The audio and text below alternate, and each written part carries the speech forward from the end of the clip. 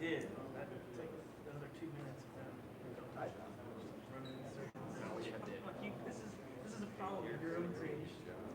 A couple more mistakes and I'll be given equity in this.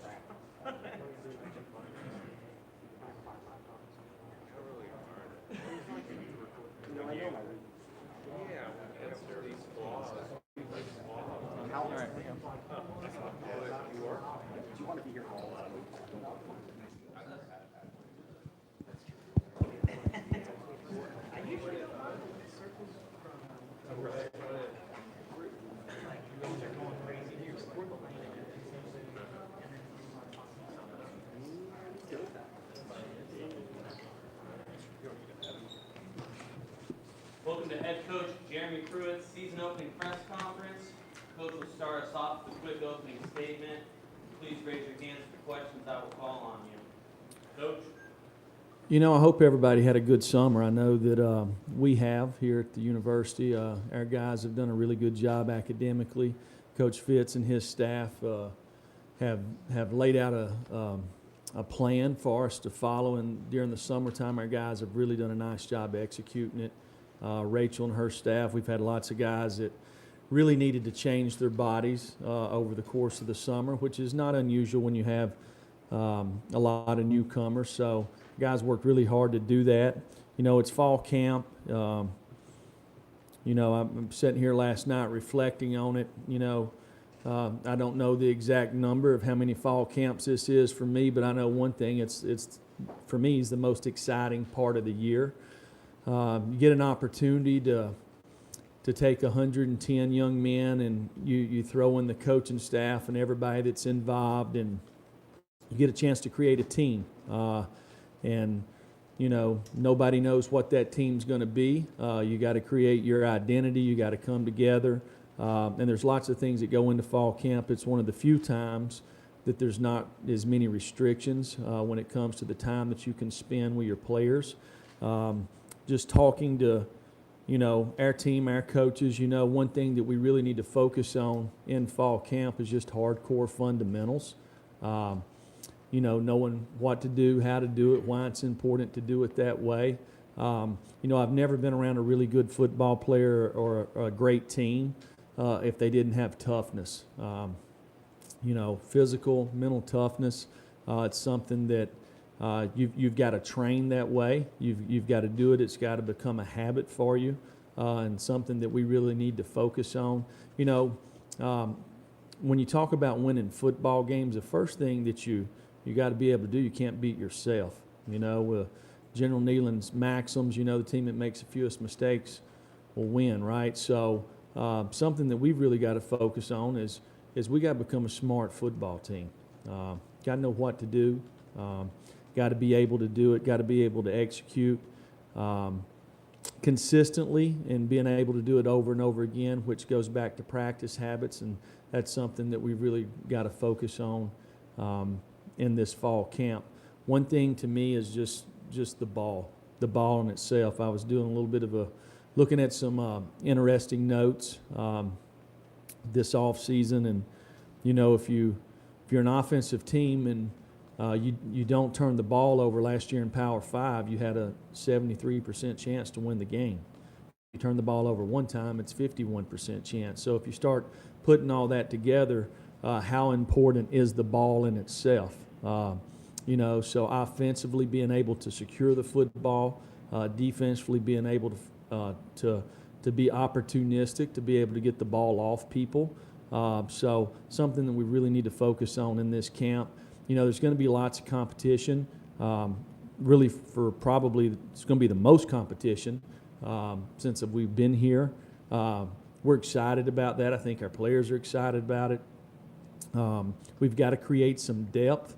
You know, if you look across our roster, there's lots of talented guys. Many of them have never participated in a college football game, or they've played very little.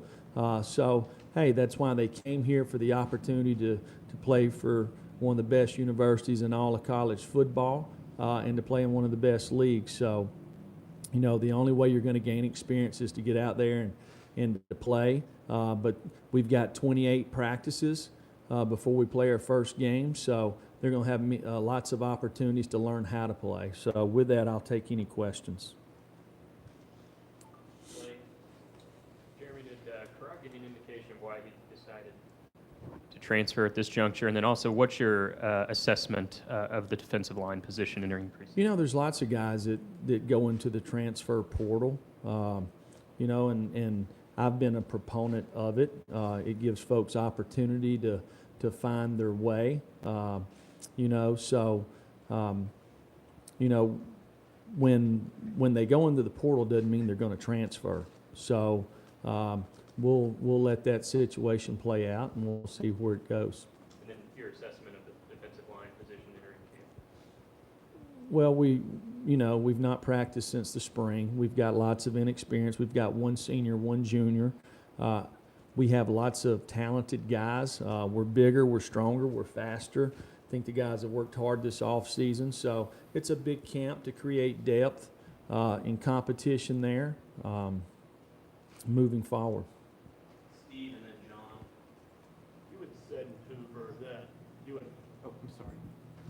You had said at Hoover that you'd spent so much time last year trying to help the long-term development of the program that maybe you couldn't get as close to the players as you wanted to. How have you gone about correcting that? Like, what specifically have you done, and how much of a difference can that make if you kind of know your guys a little bit better? Well, it takes time to build relationships. You know, the first time I ever walked in this room, I didn't know any of y'all, okay? And I look around now, I know most of you by name. And lots of you have relationships with. So it takes time to be able to do that. It's no different with a football team or a player individually, right? So we've been here, you know, just based off time, naturally. You're going to have more of a relationship. We know each other. You know, I'm satisfied that our players know the expectations every single day. With whatever presents itself in our program. We know our guys. We know where their strengths are, where their weaknesses are, and we've been able to build on that in this off season. John and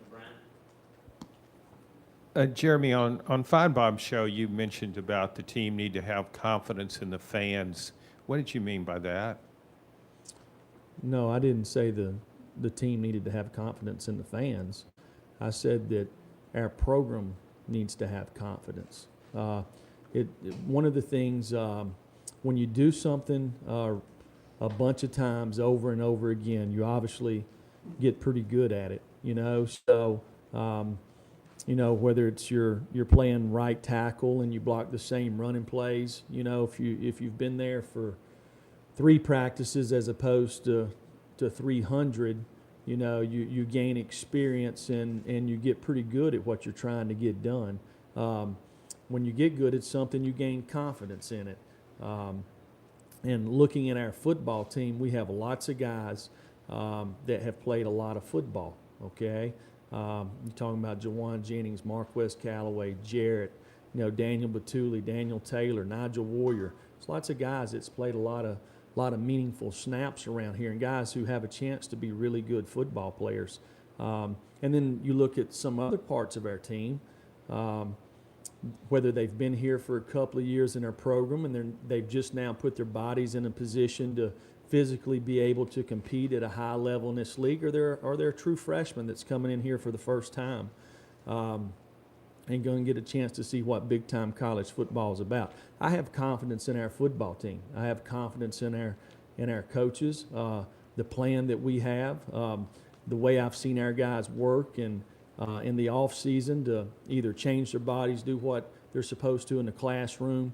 You know, it takes a lot to be a good football player. It takes a lot to be a good football team, and we have made a lot of progress in that in the last 6 months for this 2019 team. So when you do something over and over, John, you gain confidence, right? And you get good at something, you become confident, and that's something that we've got to do. Is we've got to develop more confidence as a football team and a football program. Brent and Wes and David. Coach, have you been given any kind of timetable on Solomon and Gibbs as you enter fall camp? And secondly, what's the plan for how you manage Trey Smith and what all goes as you move forward to start putting on shells and that type of thing? Well, Aubrey and D'Angelo, we probably have a really good idea about D'Angelo. He's going to redshirt and sit out this year. I think moving within the SEC, that's really what's going to happen there. You just don't transfer from one SEC school to the other without being a graduate transfer. And D'Angelo knew that when he came here. And he came here because he believed in the coaching staff and for his future development in the game of football. So he's done a really nice job this offseason. A big key for him is what side of the ball is he going to play on. The guy can play either side of the ball, but it's important for us for the next 9 months to make sure that he's at the right position so he can continue to grow and develop as a football player so when he does get an opportunity to be eligible that he's ready to contribute. Aubrey, we've not heard anything yet, so and hey, it could be tomorrow, it could be 2 weeks from now, but whenever it happens, it'll happen. And then Trey Smith, again, Trey has expressed that he wants to play football. Our doctors have kind of collaborated with everybody across the country, a lot of specialists, to figure out a plan to enable him, to give him an opportunity to be able to do that. Wes? Jeremy, obviously the offensive line's been a big storyline. It's just one position group, but it's been a group that a lot of people have talked about after last season. How have those guys kind of responded mentally to last season? It's not fun to go out there and struggle and have to watch film of it. And how have those guys kind of learned from that? And can that kind of bring a group together when you go through something like that? Well, I'm excited about our 2019 offensive line. You look at these guys, and when they walk into a room, whether they've guys that have been here for a year, 2 years, 3 years, you can see how their bodies have changed in a positive way. We've got guys that have experience, that have played in a lot of games. We've got guys that, again, are new on campus, and they're looking for the opportunity to play, but we have competition in the room. We have smart guys. We have guys, to me, that demonstrated in the spring some physical toughness or some physicality. But if you look at the group altogether, they've not played a lot together. We mixed a lot of different groups this spring, but I'm excited about the group and how they're going to perform in this fall camp and moving forward. David and Jesse and Rob? Jeremy, as you look at the forward to camp, what are some of the things you feel like this year's team is going to be able to do that last year's team wasn't able to do? Well, I'm not worried about last year. That book kind of closed in November. We're worried about the 2019 version, and we're going to start writing it tomorrow or today when we report for camp. So I know that our guys have a lot of goals and expectations, so we'll see how it plays out over the next 6 months. Jesse and Rob? Just some final housekeeping stuff, Jeremy. Balin Buchanan was kind of limited throughout the spring. What's kind of his status as you guys enter practice starting tomorrow? Balin is he's a guy that didn't get to participate in spring, so it's been day to day, and we'll probably hold him for the first couple of weeks and see where he's at in a couple of weeks. And just as a follow-up there, with Balin not being limited, what is kind of the star position kind of look like right now? Who are some guys that you guys have kind of penciled in to maybe get some early work there the start of camp? Well, we teach everything conceptually on the defensive side of the ball, so most every one of our defensive backs could play star or they could play money, and both of those positions kind of go hand in hand.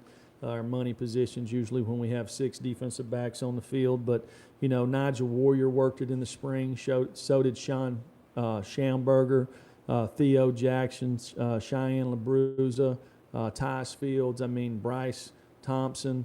All of those guys really could play it. Jalen McCullough. So we actually, when we go out there and practice, of course you guys are not out there, but we rotate guys through during practice. So the first series we might go with a group and Nigel might play star, and then the next series that he's in, he might play strong safety, and Bryce Thompson might play star. So that's how we teach our guys conceptually.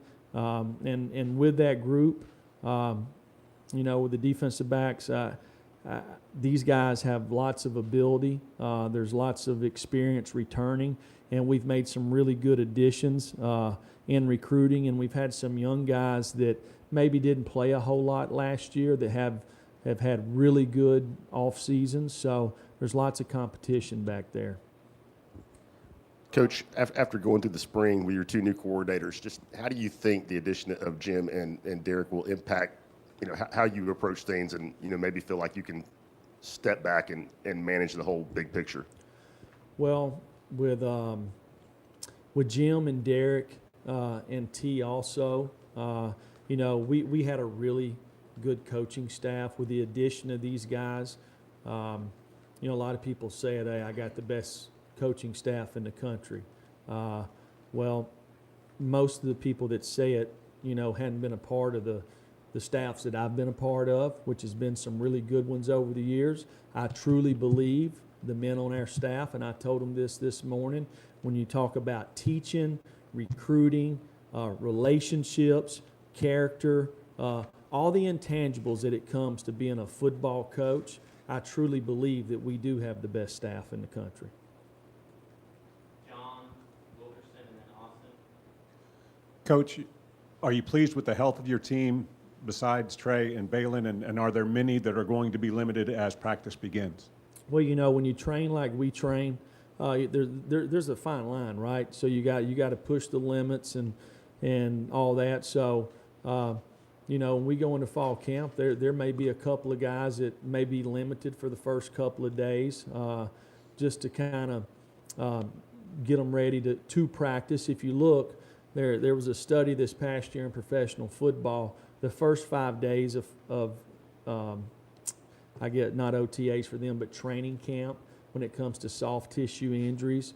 With the NFL last year was the most reported injuries throughout the entire season when it comes to soft tissue. So we gave our guys a couple of days off headed into fall camp because we had a great summer conditioning and weight room program. We wanted to give a little bit of closure there, give them a few days off to be excited about fall camp.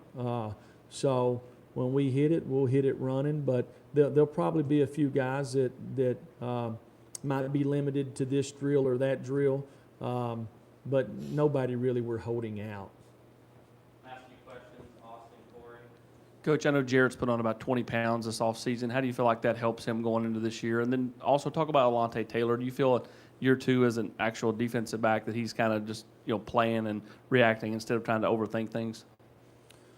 Jarrett, along with a lot of our guys, is really changed his body. I don't know if he's gained 20 pounds, but he's really changed his body for the good. And some of that's with age, but a lot of it has to do with our nutrition program, our strength and condition program, and really Jarrett's commitment to being the best that he can possibly be. So he's done a really good job this offseason from a leadership standpoint. And it starts in the weight room, right? So again, and I'll say this, I've never been around a good player at any position that didn't have some kind of toughness, and I think we all know Jarrett's a tough guy.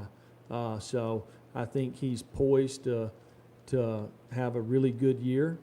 Starts with fall camp. And you're talking about Alontae.